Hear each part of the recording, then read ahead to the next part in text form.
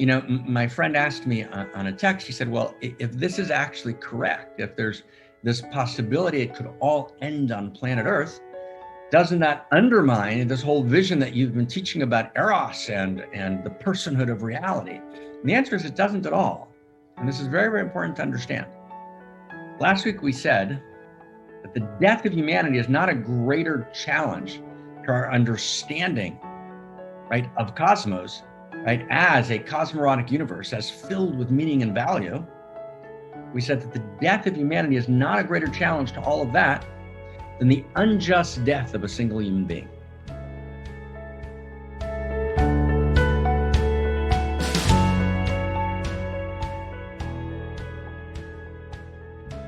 And it's very subtle and deep. And in order to create a field, right, beyond polarization, at this moment between utopia and dystopia, in which polarization threatens us so directly, one of the technologies we need, one of the spiritual technologies we need, is we need forgiveness. And that's what we talked about last week. So that's one. So one is, what is forgiveness? And I'm going to just talk about that a little more for a minute or two, a couple of minutes. Right? And the second technology that we need is to avoid getting, now stay close with me, avoid getting discombobulated, or avoid getting de-energized, or avoid getting disoriented and confused and then shut down when possibilities that we never thought of appear on the horizon. Did everyone get that sentence? Right? So what happens is, when we think that there's new ideas and the world's completely different than we thought, then we lose our energy. So for example, right, when we think that there's this possibility of the death of humanity, right, we lose our energy, right? How could that be, right? And a close friend of mine who's a spiritual teacher, and we do some public talk sometimes, wrote me last week, just or the week before, but just this shocking conversation he had with someone who participates in what they call the doomer camp, D-O-O-M-E-R, doomer, right, which I talked about last week, right, in which there's the sense that, oh my God, it might all end. And if that possibility exists, right, then this group of people is saying you got to actually face the facts and not look away, right, and realize that you're not going to be able to change it, that the extinction's already started, and that we should hold each other with love right in this time. No, that's not correct. That's not correct. For two reasons. One, the impulse of evolution already lives in us. It's already alive in us. Right? We have the capacity for innovation, and innovation generates emergence.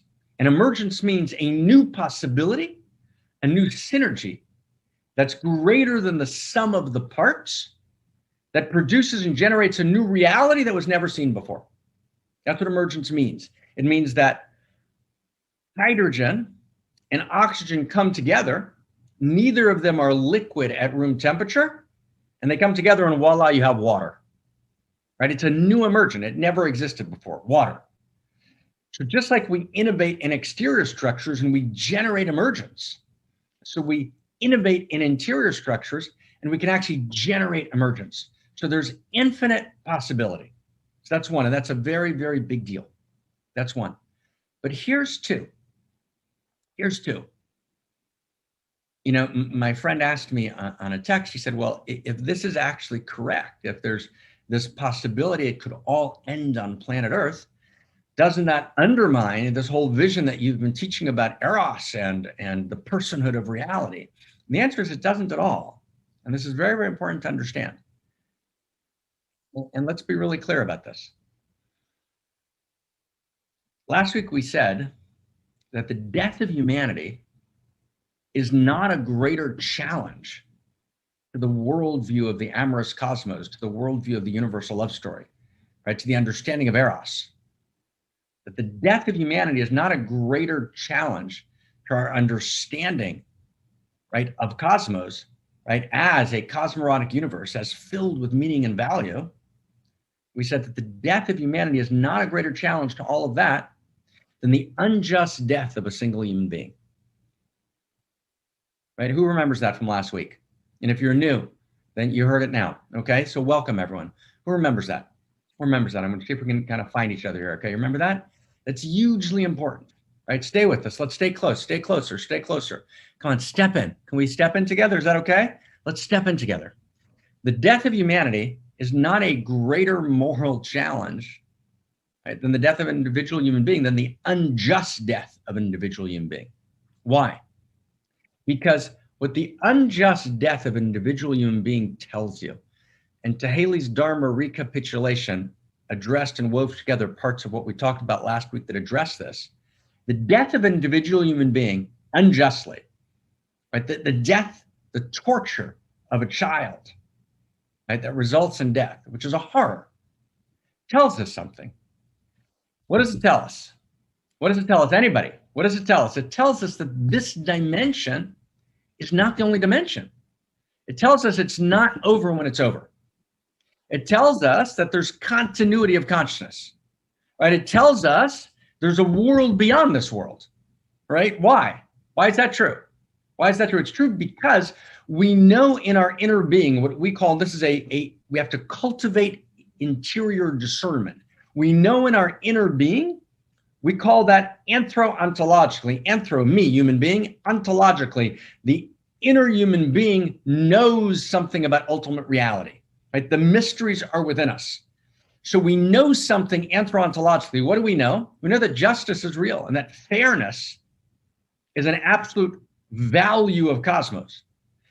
And if we actually begin to understand that within one lifetime, we don't actually achieve fairness in a full way, not just for one individual, right, but for millions of individuals, we realize that if you look only at the framework of this world, right, life's a crapshoot, it's a lottery, right? Who managed to land in the upper class and who managed to land in the world of the privileged, and who, for no fault of their own, right, simply was not able to work their way out of poverty and lived a devastatingly painful life, which broke them in some way, right?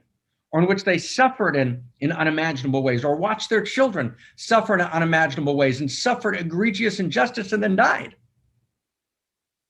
So if in fact we would say that this world is the entire reality, it would actually violate our inner knowing of the integrity of fairness, right? We know right now, no, Robert, I'm gonna challenge you, Robert, in the chat box. It's not just poverty of the heart.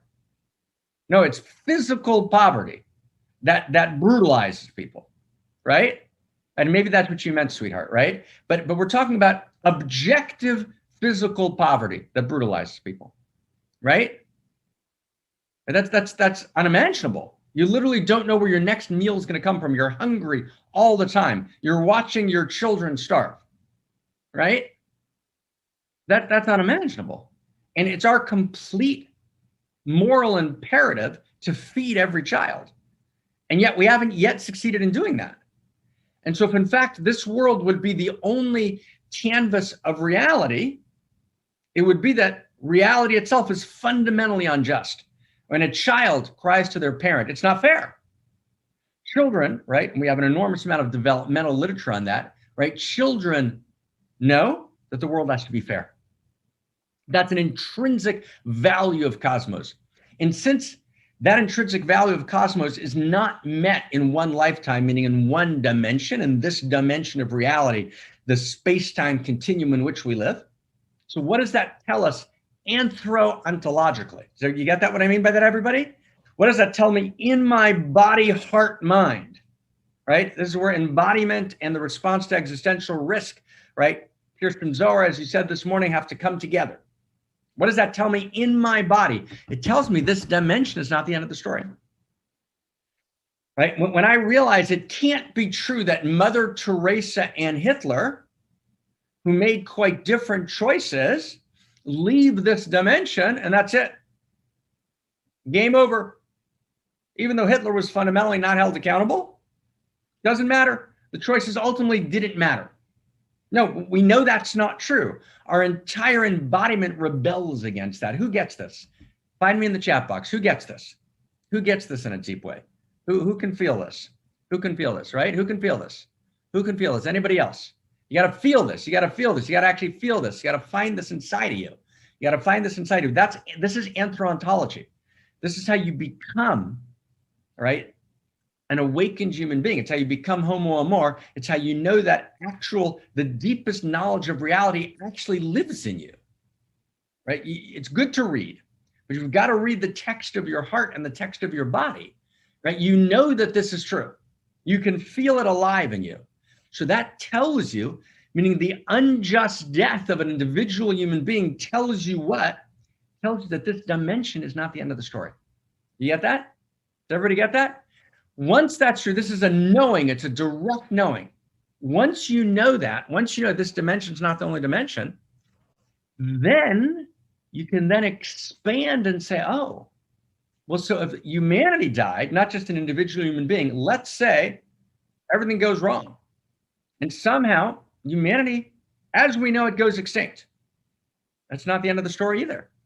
Then life will replenish itself, both here, but not only here, but in other dimensions. Because we've already established that this space-time continuum can't be the only dimension because it violates our essential sense of fairness. So on the one hand, we have to completely participate in responding to existential risk. With mad joy, though, with mad responsibility, and joy and responsibility live together, and with the fullest of play and the fullest of seriousness. But at the same time, the very possibility, the very fact that there's a possibility of an ending, of existential risk being fulfilled, doesn't mean that we get lost in depression or we get paralyzed. Quite the opposite, we're energized. And the fact that there's a meta-theoretical possibility that it might end, and that meta-theoretical possibility has real practical ramifications. And Toby Ord at Cambridge, right, wrote a very good book called Existential Risk, where he crunches the numbers. What are the chances of the next 100 years, and what are the chances of the next 500 years? And it's 1 in 6 in the next 100 years, and the next several hundred years closer to 1 in 2, unless we make major changes. And what those changes are not just structural. That's everything we're talking about here. All the structural changes being suggested in the world are important. They won't get us home. We have to make a change in the essential field of value. We have to overcome the global intimacy disorder, which is rooted in not having a shared story, which means it's impossible to create global coherence and global coordination. Unless we have a shared sense of ordinating values, we can't globally coordinate. Is everyone getting this? It's wildly gorgeous. And this is where we're breaking through here. And what we're spending all of our time on at the Center for Integral Wisdom, at the Office for the Future, the Foundation for Conscious Evolution, what our beloved Barbara Marx Hubbard spent all of her years on, and Barbara and I met in this, and we're partnering in it together, right, is on articulating this new story based on first values and first principles that can actually create global intimacy, overcome the global intimacy disorder, create a sense of global coherence, and allow for global coordination, because every challenge is global. You can't respond locally.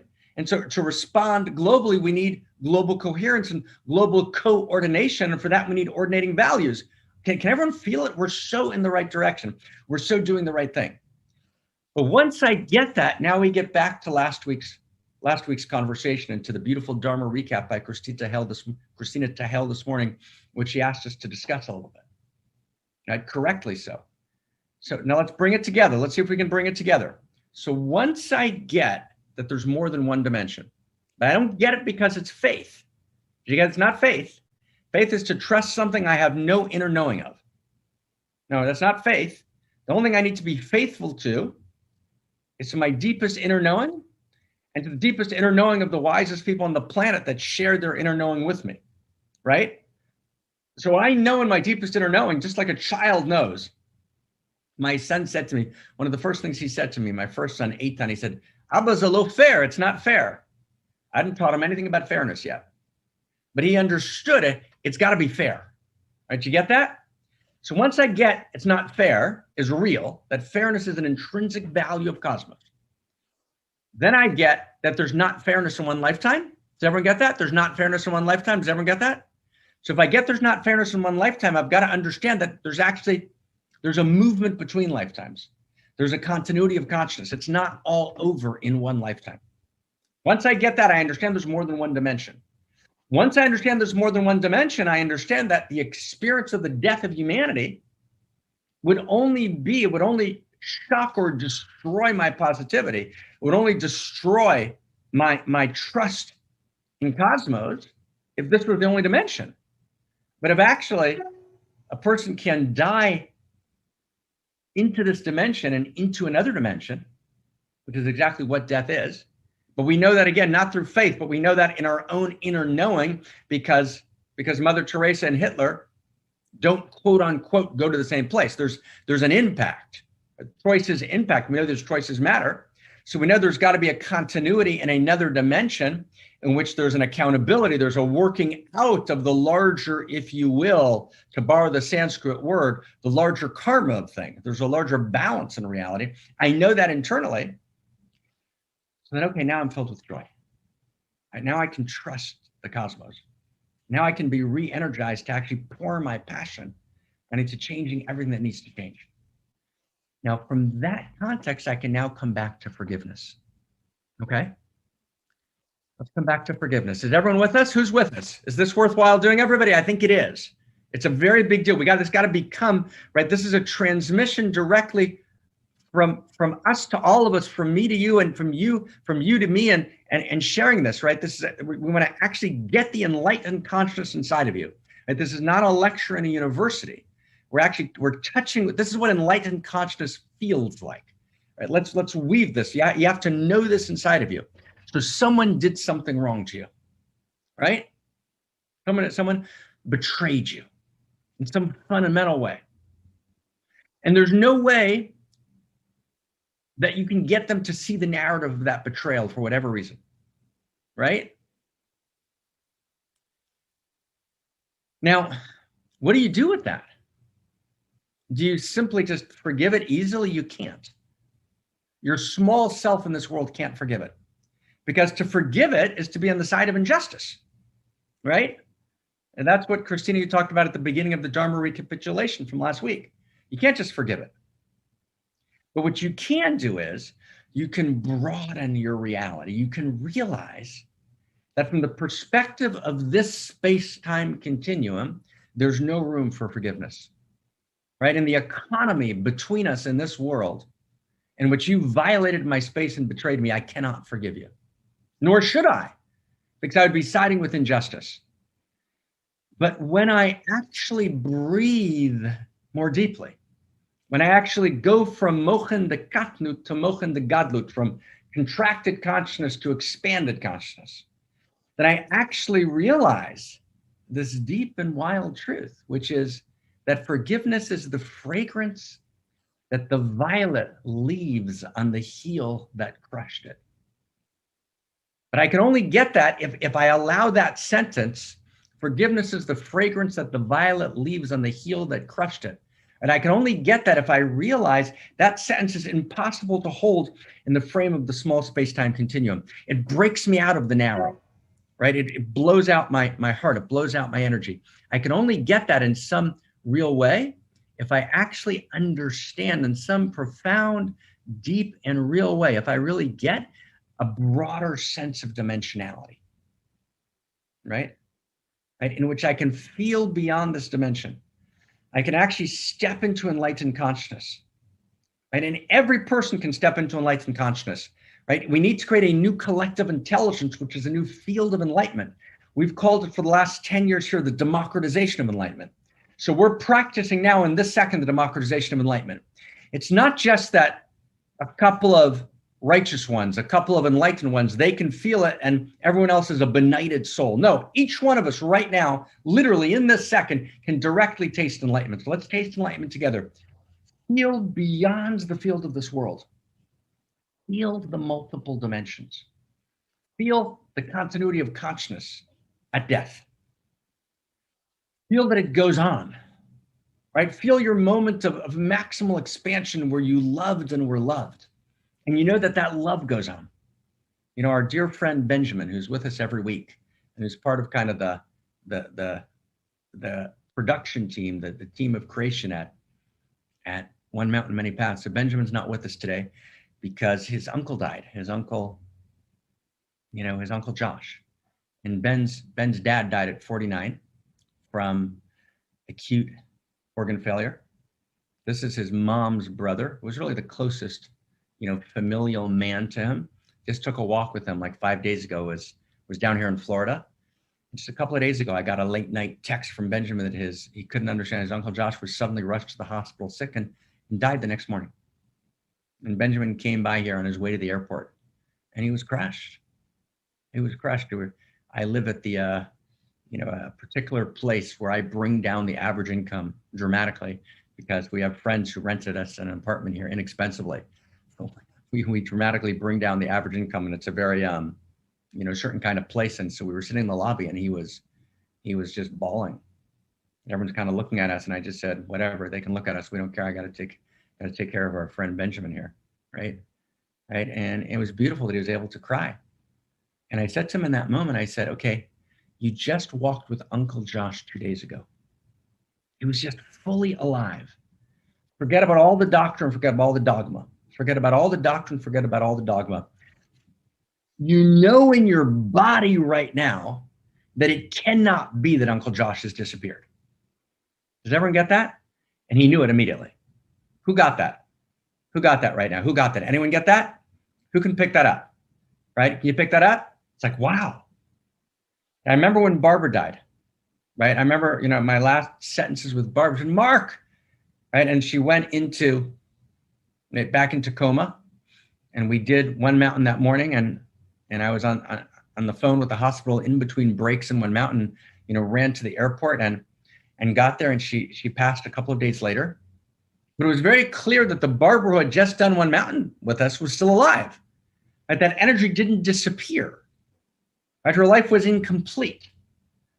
We were right in the middle, and there were key incompletions that needed to be healed and forgivenesses that needed to happen.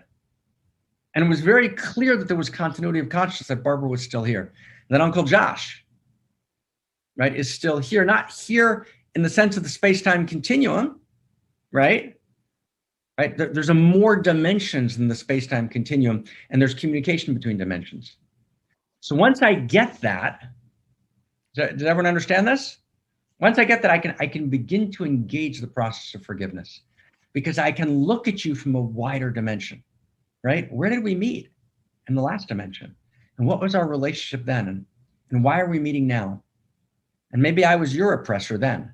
And what needs to be completed between us? And where are you broken, right? And from which dimension are you broken? And why are you here? And what needs to be completed? And what's the unfinished business, right? That needs to be played out here.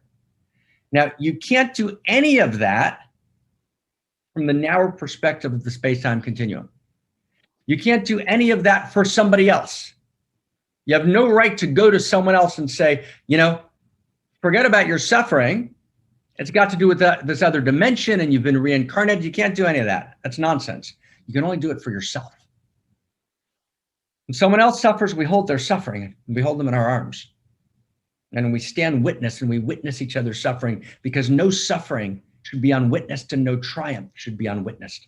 And there's no greater tragedy than an unwitnessed life, right?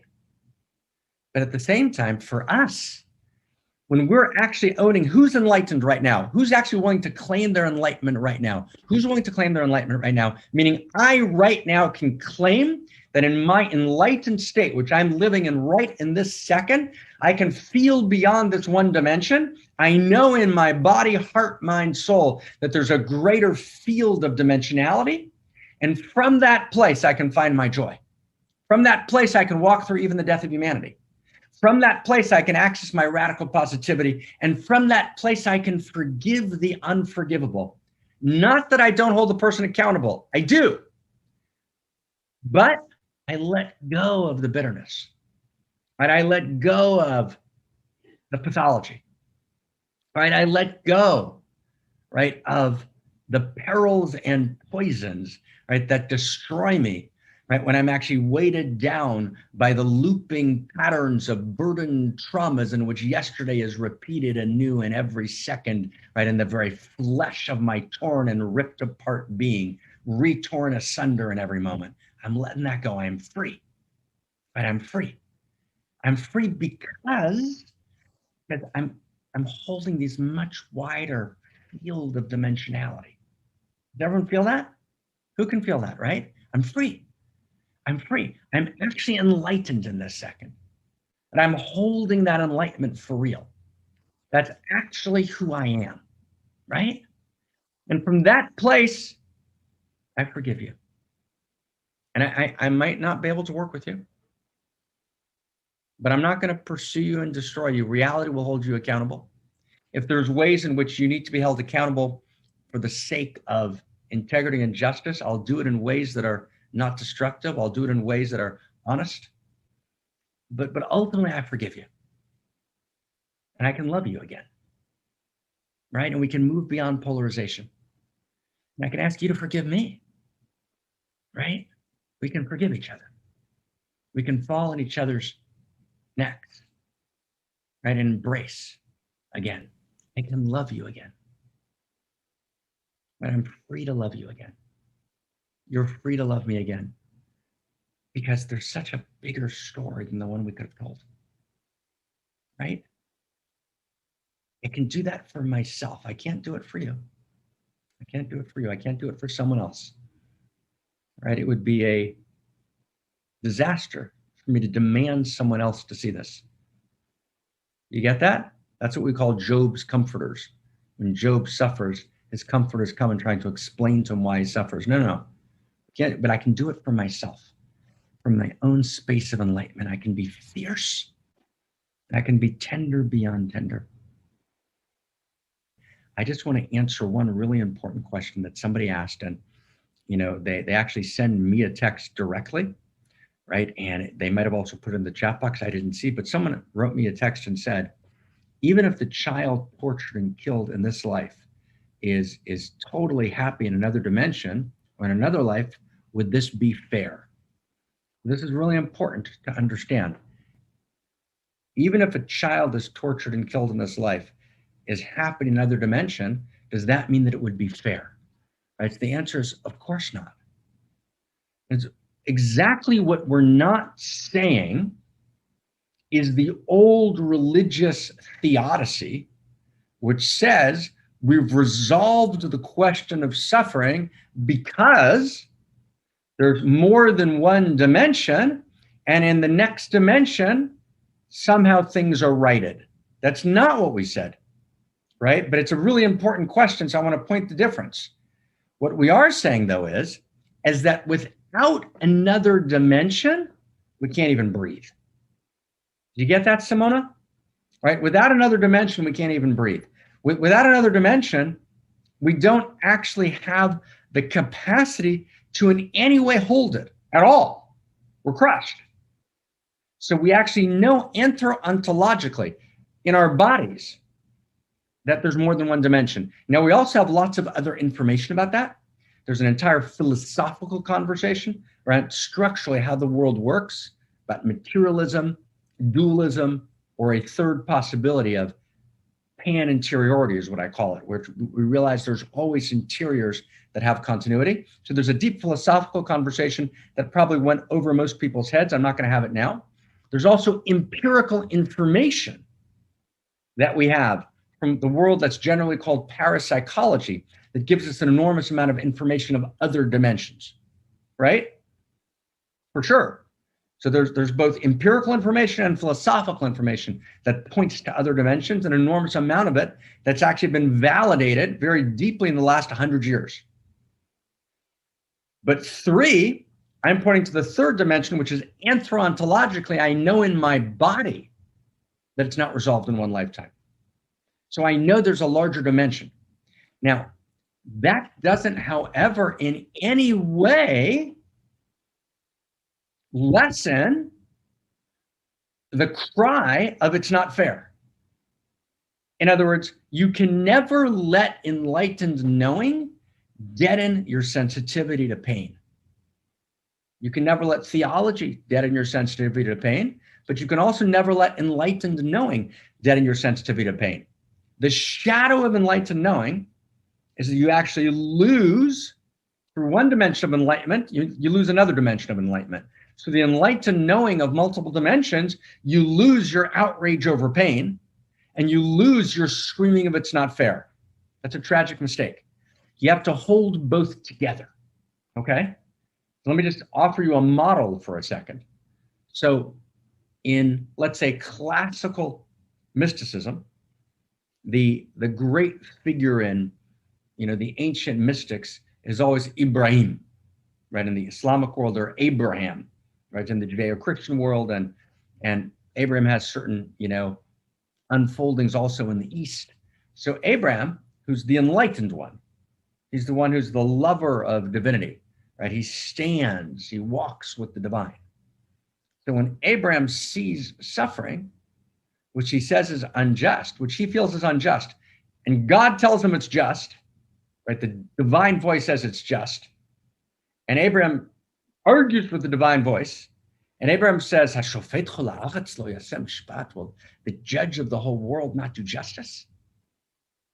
And Abraham doesn't say, I don't need to scream against injustice because after all, there's another dimension where it might be better. And so therefore it's fair. No. In other words, we live within the space-time continuum, and we're responsible for the dignity of every human life and to stand against every iota of suffering in the space-time continuum. And every life is infinity. In every moment we can heal pain, and every glass of water we can bring, and every transformation we can do, and every law we can pass, and every act of social justice, and every piece of giving of our heart and finances and soul to create one mountain and to create institutions and movements and initiatives that actually heal and transform suffering is our absolute imperative as Homo amor, right? As the new human and the new humanity, as human beings who are lived as love. Absolutely. And when we look at injustice, we never justify it by saying it's fair because there's a larger set of dimensions. And here's where we hold paradox. At the same time, the knowing that there is a larger set of dimensions allows me to hold the mystery. As I can hold the mystery, but I cannot be crushed by the mystery. But I can be, right, devastated, and yet I can hold the wider field. Not that I remove the question of is it fair from the space, right? Not fair. And yet I can hold my uncertainty, right?